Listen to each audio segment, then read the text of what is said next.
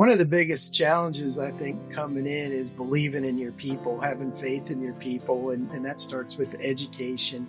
You really got to spend the time to educate them. I'm impressed by the structure, the processes that you put in place, and I'm sure those have evolved over time. When something goes wrong, analyze why it went wrong, and then just kind of discuss it with the employee and say, what can we do better this time so we don't have this problem? And I think guys appreciate that. Hey everybody, Steve Burton here at Scale to Sell. Welcome back for episode number 51. We're starting a success series where we're talking to business owners out there that have built a successful business, and just interview some of them and some of the tips and maybe mentoring that they can give you. So today we welcome Craig Zeigler of Agronomic Lawn Management, and welcome, Craig. Thank you, Steve. It's good to be here. So a little bit about your company, ALM, as you go by or whatever. You know, I've heard even before we've known each other, I've heard your ads and on radio and other places, whatever, that we grow, we don't mow. So just a little bit about your background and what caused you to start ALM back in the day. Yeah, originally I got into golf courses. I thought I wanted to run a golf course, and I got a degree in turf grass management from North Carolina State. Took a job as a assistant golf course superintendent, and God had other plans for me. Let's just put it that way. Within 8 months, we had 2 major hurricanes, and they were actually 5 weeks apart. And we lost all these trees and had salt water come up on the golf greens and killed the greens. And I busted my tail for about, about 3 months, I guess, trying to get the golf course opened. And we finally got it up and going, but there really wasn't much tourism. It was in Topsail Beach because there was just so much destruction. And the owner of the golf course came to me at Christmas time, and he gave me a $100 bill.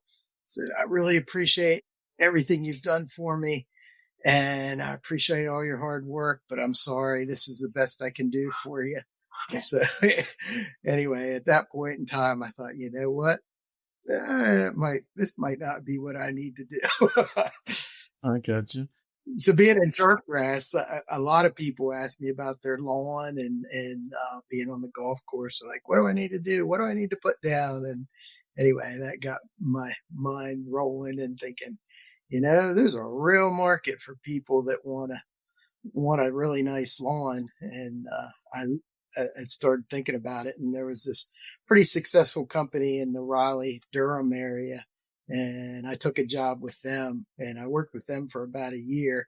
Got a lot of experience, and I was called a route manager, and I grew my route in less than a year's time from about 300 customers to 415. And I thought, I can do this on my own. But one of the downsides of it was I did sign a non-compete clause, so I had to move 100 miles away. And the Hampton Roads area seemed like it was perfect. It was a growing area, pretty affluent. And I did have a friend that I went to Penn State with, and she said, oh, yeah, this is a great area. So anyway, I relocated and started my business there. So. With a truck and some equipment or whatever, was it just you at first? It was just me for about 5 years. Wow. And you want to talk about working scared, Steve. That was one thing that motivated me, because I quit my job, and I wasn't married. I didn't have any kids. I was I was 28 years old, and I really wanted to make it go, but I had bills, and I remember I got flyers. I went to neighborhoods. This is what's funny. I got the newspaper, and I looked in the real estate section, and I looked at houses over $250,000. Now, back in 1998, $250,000 was a really nice house. That was a good area. So I looked at the address, got out my Rand McNally map, went to that neighborhood and I would spend 2 or 3 hours putting flyers on doors. So there's early challenges just getting the finances up and rolling. At what point in time of the business that you had some challenges there just getting the doors open, but at what point in time did things start to click a little bit? How many years in was that? After that first year, I made more money in 1 year, quite a bit more money in 1 year than I did working for other people and other companies. And anyway, kept churning along. And by about year 4, I had hired an employee, and my wife, she wasn't my wife yet, but she was helping me. She took a week's vacation and helped advertise for me. And anyway, it was um, it really started to grow then. And then the next hurdle was when you're small like that and you hire one person, that's a pretty big challenge because you're taking a big chunk and paying what you would pay yourself, paying them. No doubt it has to happen though. So early on, is there something that you did that really helped you started scaling the business? Something that happened or clicked right there that you picked up, maybe stumbled upon? What was that, if there was one thing? I'll tell you something that was pretty neat. My brother joined me after I was about 9 years into it, and I was growing at a pretty good clip then, and I couldn't find anybody reliable. And I used to work summer jobs with my brother. We grew up on a farm working together. And anyway, I knew I could count on him. I knew he had a pretty good work ethic. We went to this seminar, and there was this company there called Brand Launcher. And there was a guy who had an MBA from Harvard, and his job was to analyze your company. And then once he analyzed it, he would say, I can get you to grow X amount in a year. And he analyzed ALM, and he said, I can grow it by 40% in a year if you do what I say. And it cost $10,000, which at the time was a pretty good. Yep. We had a seminar, we had a marketing person, and then we had a business person. We didn't deal with him. The business person was in Israel, and we met with him via Zoom every Wednesday afternoon. And anyway, it was neat. He was in his 70s. He had a lot of good insight on businesses. That's what he did, was evaluate business, and he did it as a hobby. And he gave us a lot of good pointers on how to grow and how to expect growth. A lot of times when you're in a business, you're scared and you don't want to spend money. He kind of gave me a belief. Look, I know what I'm doing here. Let's go out and spend some money and expect the growth. And anyway, once we started doing that, it really started taking off. You made a couple good points there, and kind of what we do here at Scale to Sell on our podcast, and what we do as a group, as consultants out there helping businesses grow. But sometimes just you stumble upon a person, an opportunity, and sometimes it's not major changes that you do. It's just being consistent, simplifying things, or sometimes just a tweak of what you're doing that makes it run and takes you to the next level. So that was pretty good. The going off script a little bit, you fertilize lawns. Again, you grow, you don't mow. And that has been your tagline for how long did you come up with that? Because it's still catchy. People still know that here in Southeastern Virginia. Yeah, that has been a tagline for we've been in business 27 years. It's probably been about 17 years. When we started advertising with WNIS, one of my big headaches was we'd get people call and they would want an estimate. We'd spend the time giving them an estimate, and we're talking about fertilization, seeding, weed control, keeping the lawn green and healthy.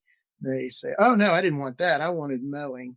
So, and at the time we're traveling to the site, looking at it, analyzing the conditions, giving them an estimate, and spending time and money And then they say, oh, I wanted someone to mow my lawn. And it's like, yeah, we don't do that. We're more in the agronomic end of the business. And, I got it. So they got to understand that.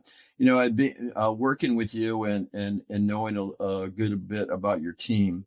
I'm impressed, not by everybody, but I'm impressed by the structure, the processes that you put in place, and I'm sure those have evolved over time.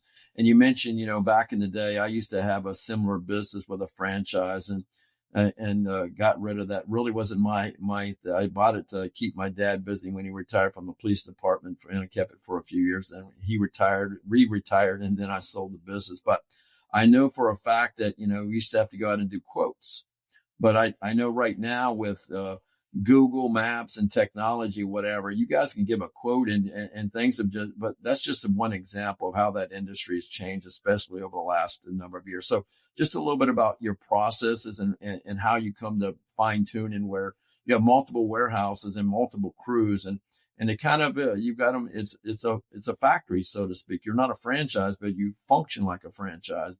What caused you to come around to that structure for one thing, and then how's technology maybe changed your industry a bit? one of the biggest challenges I think coming in is believing in your people, having faith in your people. And that starts with education. You really got to spend the time to educate them. And once you believe in them, educate them, you can give them that authority or that freedom or whatever, just kind of cut them loose. And we kind of give them ownership of their business because they're responsible for their customers. And then they are also, as far as their paycheck, they get a percentage of the revenue they produce for the company. And that gives them ownership. And you can tell which guys are self-motivated, which guys aren't. When you go through the interview process and you tell them how you pay, and then it's like, I'm not punching a clock. It's like, no, this is all on you. And most guys, the good guys, are like really love it because they can make a lot more money that way. A lot of industries right now, hiring, finding good people and retaining or good people. Every owner deals with that somewhat or whatever. But, it feels to me like, your people, it's kind of, I don't know, corny to say, but it's like family, and you have developed a culture there at ALM.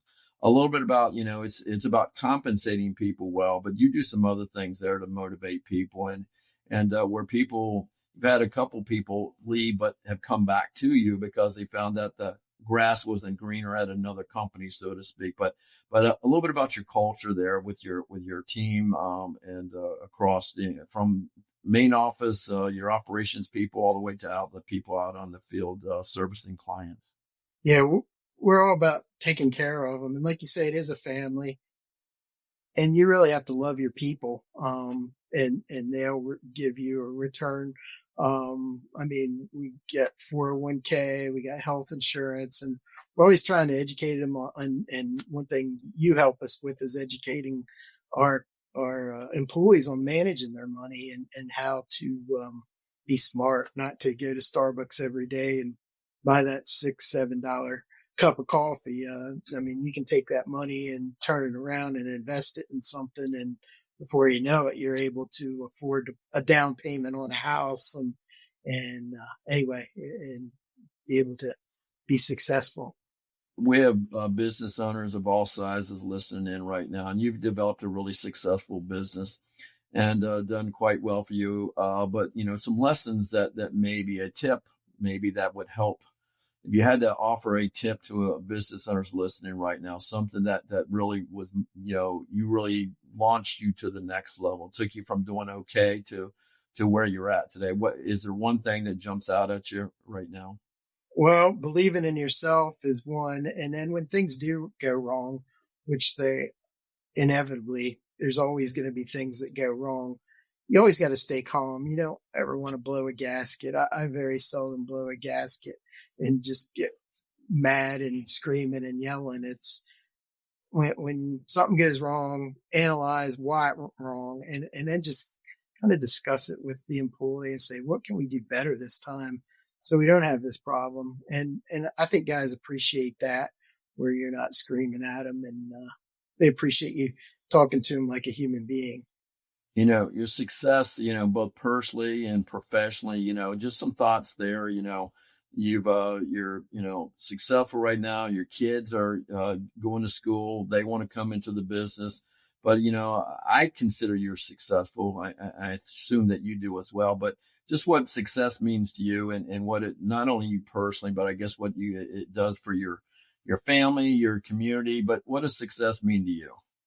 Yeah, I mean, I think being a good Christian, for one, we've always been involved with our church and raising our family godly, and all that is very important. And I'll tell you, biblically, the Bible's a good book for business too. If you follow a lot of what the Bible says, you can become a very successful business person. Also, treat people right, with respect, and love them. Give them what they deserve. Absolutely. It's not just talking points. It's the way we try to live our lives and whatever. And anyway, we do our best. Sometimes, we mess up a little bit, so anyway, there's probably some business owners out there that are struggling like you were in that, well, I don't know if it was really struggling. It sounded like it was just, in that first year or two of the business. Is there something that you can leave those where people that are just getting started, or maybe they've been there for a while? Is there something else, one last thing that you might tell them to do? Yeah, I think the best thing is networking with good people. Try to find good people, and it just works out where good people know good people. A lot of our good employees came from some of our customers, and you just have everyday conversation with them, or whatever, when you're there to treat the lawn. When I was back treating lawns, I developed a relationship with them, and it's like, oh yeah, we're a little short-handed, and it's like, oh, Tom down the street has been looking for a job or something like that, and he's a really good guy. And anyway, I think networking is very important. 100%. And this is a little bit off script right here, but I think that part of whatever, success God has allowed me to do is that I've learned that in my business, financial services, if I didn't learn how to market, I don't care how good I am at financial services, if people don't know about me. But in your business, it's the same thing, right? You have to become a marketer or have somebody on your team. If you don't know how to do it, somebody has to. But a little bit about what marketing has meant to you. Marketing, I look at that's fun, but I'll tell you, as you know as well as me, Steve, it's always evolving. I mean, we started out advertising in the yellow pages in the newspaper, and now it's like Google this, Google that. And we were doing TV, and we're thinking about a lot of people. I mean, they don't watch live TV much anymore, so we pulled money from that. And anyway, talk radio is, we think that seems like we still get a pretty good return on that, because it seems like if you listen to music, a lot of people will listen to their satellite radio or whatever, and they don't want commercials. Where with talk radio, they stay engaged, and that's one thing where we feel like we've had success with that. Depends. I do talk radio too for about 20 years, but it depends on your demographic, your market, what you're trying to get to. But I agree with you on that one. Hey, Craig, we're winding it down. Any last thoughts that we can go before we go on? I appreciate it today. We've been talking with Craig Zeigler of Agronomic Lawn Management, ALM. He's based in Virginia, southeastern Virginia.